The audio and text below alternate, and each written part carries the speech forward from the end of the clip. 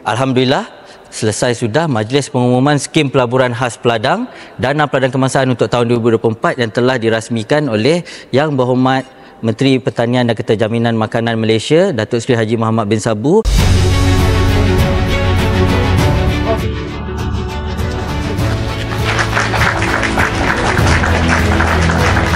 Pada tahun lepas, pada tahun 2024, dana Peladang Kebangsaan yang telah diuruskan secara profesional oleh Nafas telah berjaya mengumumkan dividen sebanyak 10% kepada para pelabur yang merupakan ahli peladang, pertubuhan peladang kawasan, pertubuhan peladang negeri, koperasi tani dan juga pertubuhan peladang kebangsaan.